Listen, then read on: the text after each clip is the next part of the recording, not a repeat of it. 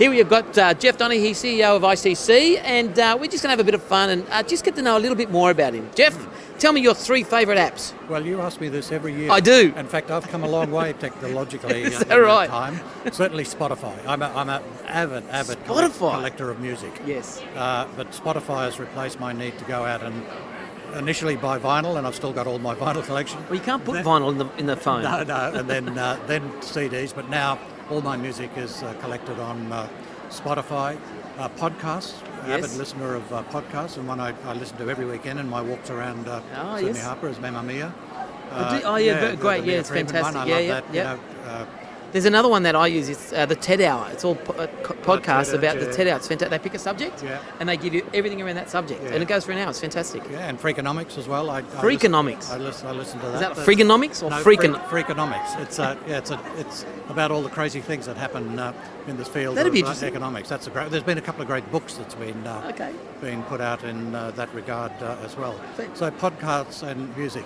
The one thing I haven't adapted to technology and never will is books. I still love the flicking feel the of going pages. into bookshops. I haunt bookshops when I'm any of my overseas travels and collect books. In fact, I collect and buy far more books than I read, so I've got a great collection for my ultimate retirement. Are you one of these people that just starts reading the book and then doesn't finish it and goes on to another one because you find it in a bookstore? Oh no! I finish. You books. finish it, the challenge is finding the time. So yes. At my Christmas break, I usually devour 5, 6, 7, or 8 books.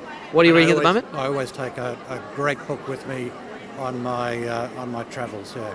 I just finished a book by Simon Barnes called Pulse, who's one of my favourite authors. So nice. I'm reading. But I do have a pile of books on my bedside table ready to get read when I can find the time.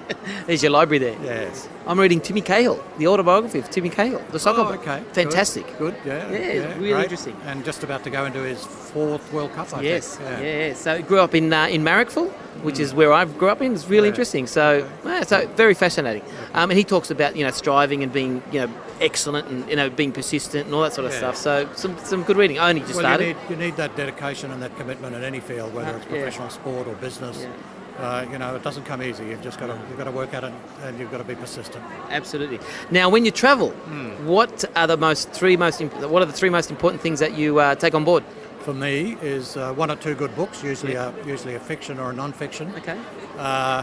Music, my music collection. I still have a lot of it on my iPod. My whole collection's on my iPod, and all the new stuff on Spotify.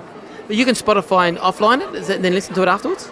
Sorry? Can you? Because when you're on the flight, can you save the songs? It's all ones I've saved before. So, I understand. Okay.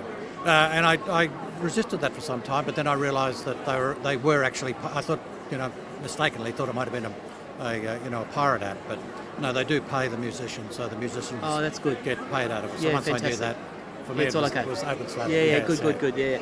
And when you travel and everybody gets jet lag, how do you manage that? Well, I often have a saying that it only hurts when you stop. Just some really, really simple things. I convert my own mind and my watches and to the destination time when I'm going to the airport. Yeah. So you're always thinking in that regard. So you sleep when you need to sleep. Yeah. And that's pretty much it. Relax on the flight. I do a little bit of work. I take a little bit of catch-up work reading. Yeah. But I don't pretend to try and do too much work on long flights in particular. Short flights domestically I do. Just relax. Maybe have a glass of wine or 2. I know you like wine. So, favourite wine drinking at the moment? Well, what I have to say is one of the things I didn't mention, we set out at ICC Sydney to create 80% of our wine list being New South Wales wines. Because we thought New South Wales? New South Wow. Wales. There's some fantastic regions. That's excellent. Obviously, the Hunter's well known, Orange, Tumbarumba, the Mudgee area. There's some great wines coming out of those. So we set ourselves a target of 80% of our wines being from New South Wales. We actually achieved in sales in our first year 86% of our wines from New South Wales. Are you tasting them? I tried to taste some of the good ones.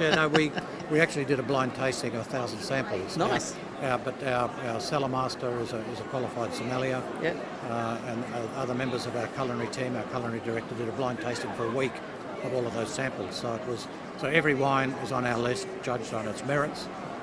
And what we're doing is really lifting the profile of New South Wales wine districts. Yay for wine. Yes, yeah.